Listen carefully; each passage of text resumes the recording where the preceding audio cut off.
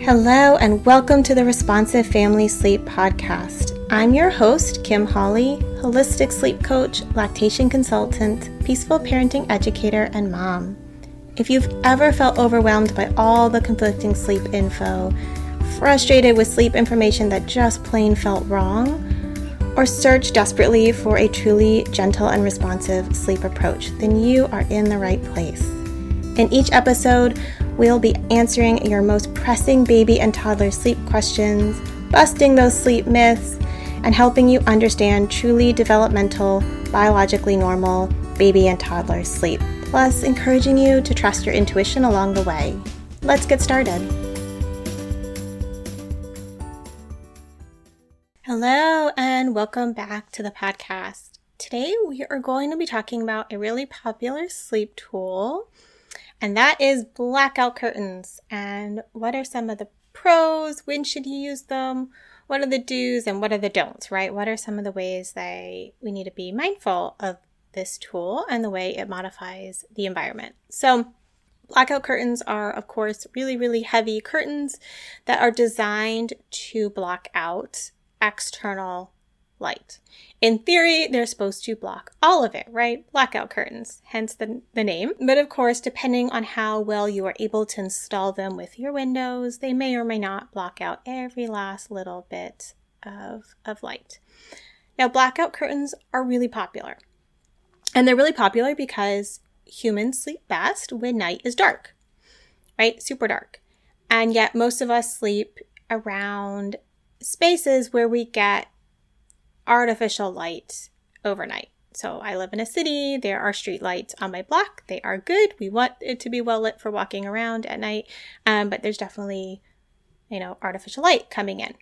And unfortunately, the artificial lights that we use outside aren't necessarily ideally set up for nighttime lighting for your circadian rhythm. So maybe in the future, our nighttime lights in urban and suburban spaces will be set up to support the circadian rhythm, but right now they're not.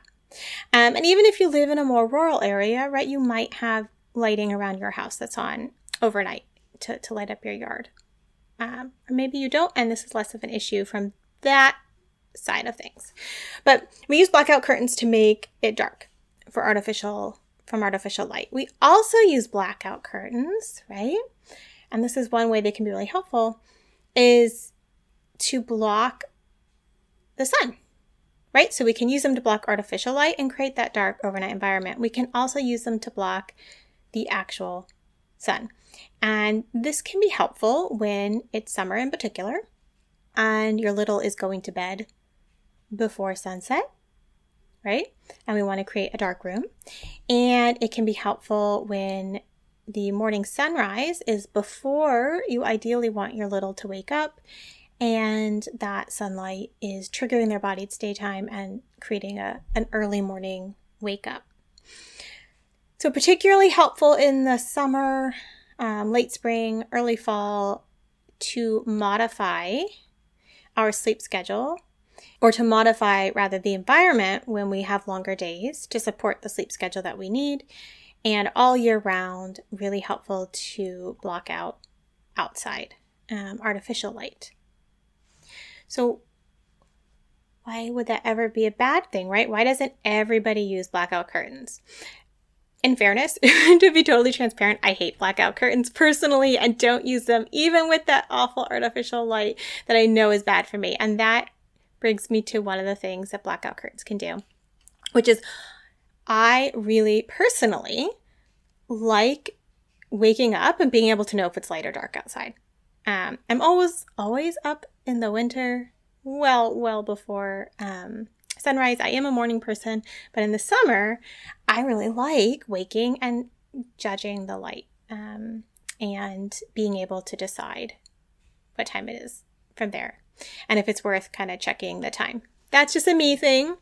Other people, of course, are going to feel really differently. But with that being said, sometimes blocking that morning sunrise signal to our body makes it harder to wake up for some littles and some adults. And it can sometimes artificially elongate the nighttime. And so why this matters is if we have heard a lot that babies should be sleeping 12 hours and we use blackout curtains and we're trying really hard to get to that longer nighttime that sort of mainstream sleep narratives push a lot, then we can actually be contributing to poor quality sleep for our little by keeping such an artificially long nighttime and trying really hard to get them to sleep longer than their body needs, right? Because average night sleep for most older babies and toddlers is 10 to 11 hours. And for a younger baby, they could need less than that, right? And for low sleep needs kiddo, they may need less than that. So we're blocking the morning sunlight. We're trying for a longer nighttime. If we have a lot of wakes in those last few hours of the night, sometimes we just need to let the light in, right? Shorten their nighttime, and we're going to get better quality sleep. Same goes for a kiddo that's really hard to wake in the morning. It's lovely when our bodies can wake naturally. That is definitely the ideal, but that's not a lot of people's reality. If we have work, we have daycare, we have school, we gotta get up at certain times, right? And so sometimes if we're waking up in the dark, that's just harder. And opening up those blackout curtains a little bit ahead of when you want your child to wake up, they'll get that light signal, assuming that the sun is up, of course, and that will help them wake up, get into a lighter sleep. And so I'll often recommend, 15 to 30 minutes before they're going to wake up, but it also depends on the timing of, when the parents are up. If you're up earlier than that and, it's not necessarily a bad thing to do it more than 30 minutes before you want your little to get up.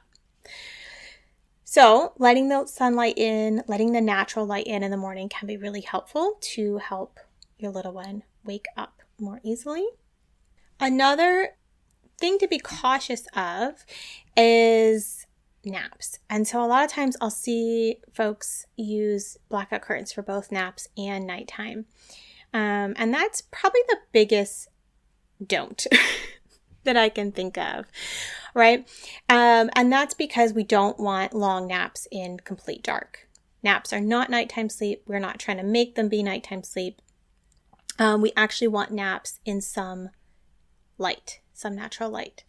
And so having a way to use blackout curtains at night, but not during the day, can be really great. Or at least, if that's not possible, bringing in some softer light through a lamp or something during nap time so that we're not trying to trick the body it's nighttime, right? We're trying to let them know it is still daytime. And so we don't want to use blackout curtains then.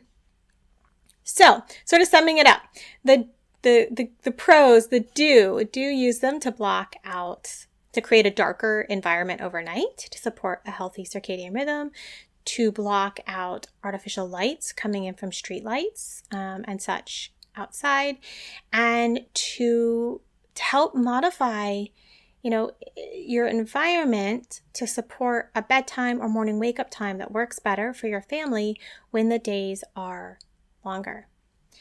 Be mindful, right, of losing that natural cue that it's morning time to help your body or your little's body wake up in the morning, right?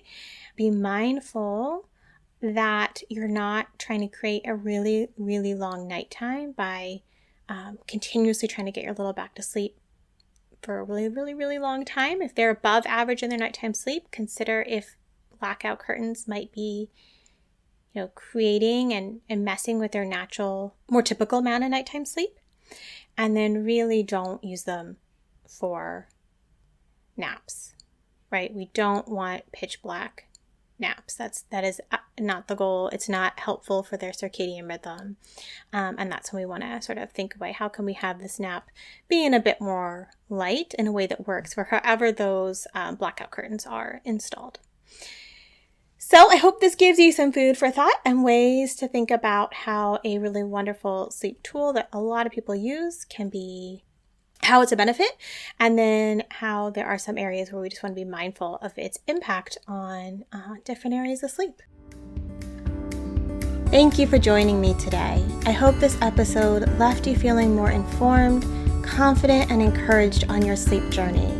And just a reminder before you go that nothing in this episode is individualized to your specific sleep situation, nor is it to be taken as medical advice. Take what resonates, ignore what doesn't, and check with your healthcare provider about any medical concerns. Take a moment to subscribe to this podcast so that you'll never miss an episode. And take a moment to rate, review, or share an episode you love on social media. All of that helps parents just like you find me, this podcast, and this gentle and responsive sleep information. I'll see you next time.